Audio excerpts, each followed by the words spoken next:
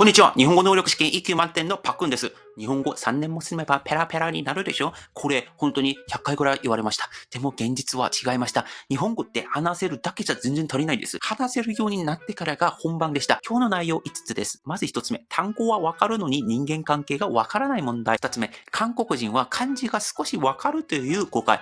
3つ目。発音より100倍やばいイントネーション地獄。4つ目。敬語という名の社会人サバイバルゲーム。そして5つ目。日本語を話していたら自分の性格まで変わった話です。ぜひ最後まで見てみてください。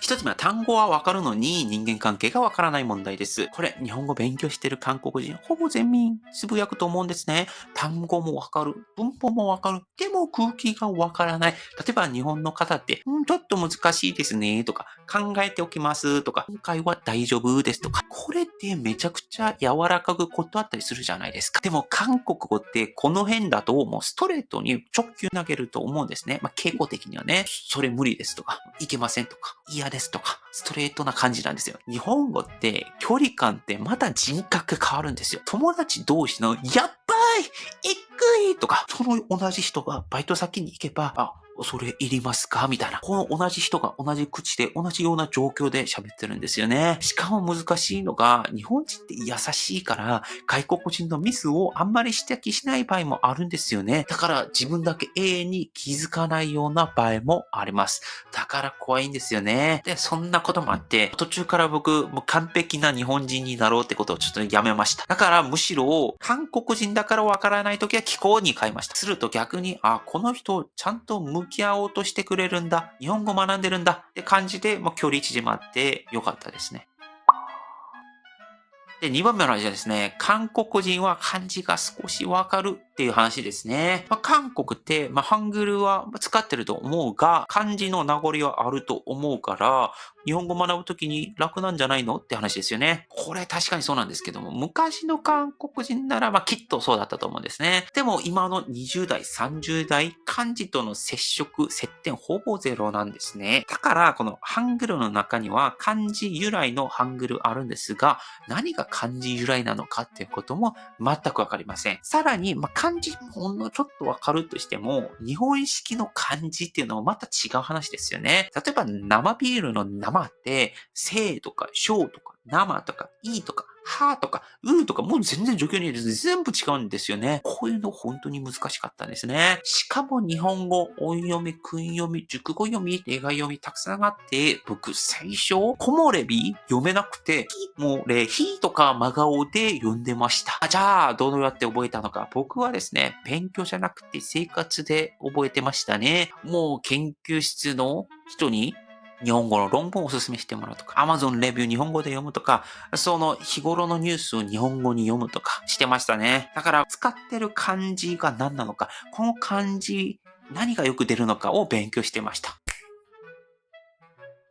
3番目はですね、発音より100倍やばいイントネーション地獄ですね。日本人が思ってる10倍、100倍難しいです。韓国人って日本語の発音そのものは実はかなり有利なんですよ。英語で僕もできてないですが、R と L って違うらしいんですね。レギュラーサイズくださいと、ラージサイズくださいらしいんですね。知らないんですけどね。だから、日本語はそこまでなくて、ザ・ジズ・ゼゾとか、タチツテトとか、でも3年、5年、9年経っても、イントネーションが最後に残るんですけれども、例えば、投手のピッチャーとミスのピッチャー、これ僕永遠に分けられずにいます。だから野球のみんなとラーメン屋に行くと、僕いつもお願いされます。ピッチャーやってみてって言われるんですね。そしたら僕店員さんに、すいません、ピッチャー一つくださいって言ったらなんか笑うんです。で、未だに僕違いわかんないんですけども、こういう難しいことあるんですね。あと、おばあさんとおばあさんもあるじゃないですか。超音一個で世界変わるんじゃないですか。こういうのも怖いんですよね。で日本人は察してくれるんですけども、優しいから。でも、逆にこれ指摘されない限りはもう永遠にわからなくて、もうこういうこと一個バレたら外国人なんだってバレるんですね。だからこういうことは僕なんかたくさん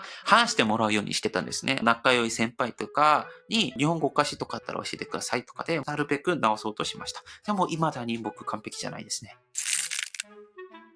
で、4番目はですね、敬語という名の社会人サバイバルゲームですね。これ、日本で働く外国人は多分みんなで一回は心折れますね。最初、教科書でデスマスを勉強したとき、これ、社会人日本語いけるな、敬語使えるなと思いました。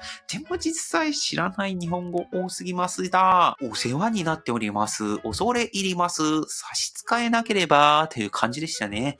いやいやいや、これ何ですかって話ですね。しかも怖いのが、これも間違っても意味は通じるんですよ。例えば僕、昔本当に社長様とか言ってたんですけれども、韓国人は偉い人に様ってことつけるのが全然丁寧ですし、よくあるんですね。でももう日本では社長にすでに含まれてるじゃないですか。なんか様つけないじゃないですか。っていうのがありますよね。僕悪気ないんですが、ミスっちゃいました。もうこれは僕の日本語のせいですねってなった時に、これも日本の方なら意味わかるし、悪気ないってことも分かってるので理解してくれるんですが、これの一番怖いのところはですね、大学とか友達ならまだいいんですよ。でも、例えば、1000億円のビジネスの場で外国人の僕が社長様ラーメン食いませんかとか言ってたら、そういう1000億円のビジネス通るわけないですよね。あと、他で言うと、韓国の感覚で言うと、日本語ってかなり、ちょっと柔らかい感覚あるんですけれども、韓国なら例えば、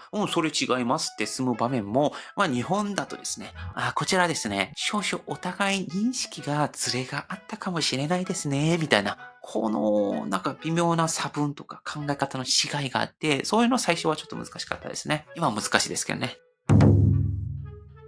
で、5番目、日本語を話してたら性格まで変わりましたっていう話です。これ、外国語勉強して10年ぐらいやってたらわかる話じゃないですかね。言語って単なる翻訳ツールじゃないですよ。人格そのものを変えるんですよ。僕、韓国語で話してるとき、韓国語ちょっと話してる場面が多いですから、ストレートに話すとか、感情を乗せるとかよくあるんですね。でも、日本語で話すっていうのは、日本人と話す場面が多いですから、よりその丁寧な言葉遣いを意識してますね。だから、相手困らないかなってことをより一層気をつけないといけない。だから、このような場面で日本語を使い続けると自然と相手の表情とか空気とか沈黙とかとか、こういう言葉じゃない情報を読むようになるんですよ。そうすると自分の考え方、価値観っていうのを少しずつ変わっていくわけなんですね。韓国ではもっとはっきり言ってたら、もっと感情で動いたら、でも日本では静かで慎重で空気を読む自分がいる。これ9年住んで失ったのかなって思ったりもしたんですけども、よく考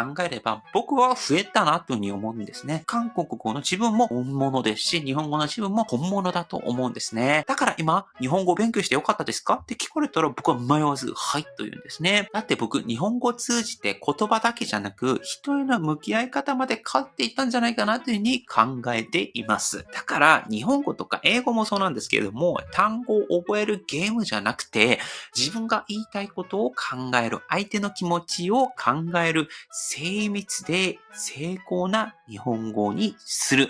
この積み重ねの中に、日本における優しさ、繊細さ、美学が詰まっていて、僕はそれを学びました。正直何回も心折れましたよ。日本語がもしかしたら足掛けになってるのかな、その就活の時には僕外国人だからなんかちょっと不利なのかなって思ったりしたんですね。